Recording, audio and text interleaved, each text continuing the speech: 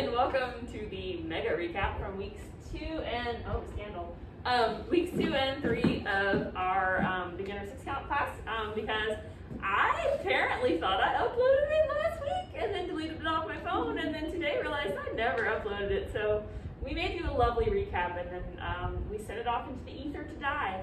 So now we're just gonna make it a really big long one. So last week, we actually did a lot of review last week. So really the new thing from last week was an inside turn. Yes. And so we taught it from open position. So when we're across from our partner, leader's left follows right.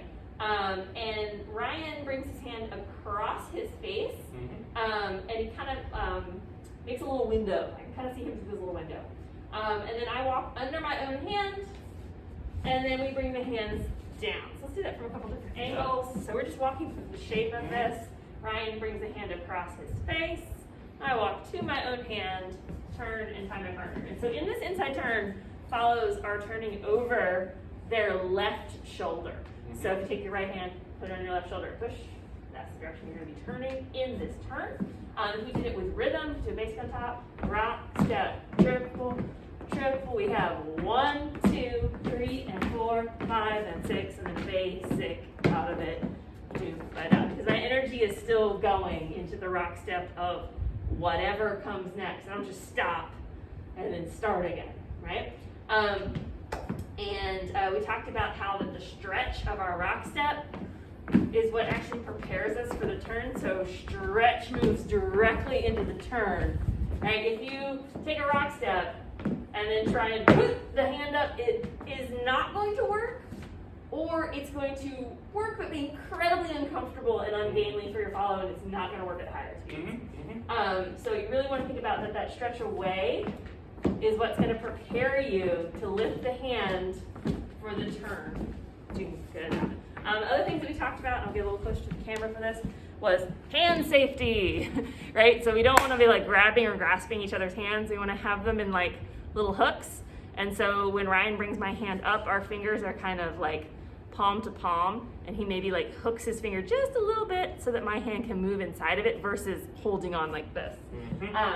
So if we do it and kind of freeze in the moment of turn, boom, ba-da, it's like over my hand, and we both just have our like fingers curled, right? Let's move back, because it's a little deceptive sometimes when we have the forward-facing camera of whether or not above here is in frame. So we'll do that one more time. Boom, ba, boom. So I'm making a little hook, Ryan's making a little hook, and the hooks are hooked together, and that's what allows us to turn easily together versus kind of grab and grasp. Right. And I feel like philosophically, I think about all these turns, all these moves as like an invitation of like, how about a turn? Okay. Like I'm never making it happen. Yeah. I'm just. Yeah, you suggest the shape and I complete it.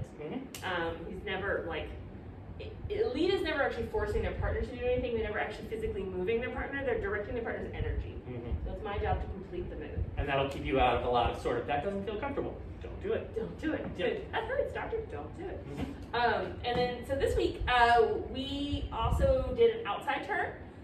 So let's have your back to the camera.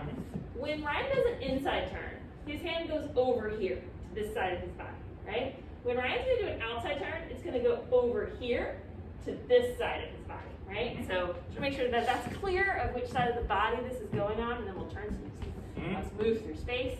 So Ryan is going to lift it up and create an arch for me to go under, and then do so in an outside turn, follows are moving over their right shoulder. So you're going to actually be turning in the opposite direction that you just were. So if we did an outside turn, boom, ba, bum, ba-da, bum, ba-da. And because I'm turning in that opposite direction, it actually flips our handhold so that Ryan's hand is on top. And we said that it's actually really nice to just redirect your partner's energy, and do an inside turn, and that flips the hand. Right? And so the pattern that we had to do was a basic, outside, inside, basic. And so that was basic, da, da, da, da, da, outside turn, da, da, da, da, da, inside turn, da, da, da, da, da, basic, da, da, da, da, da. Okay? And then we talked about different ways to use those same turn concepts. And we said that the outside turn you can use it to get from closed to open. Yes. Right? So here we are in closed position. Ryan can use that same turn.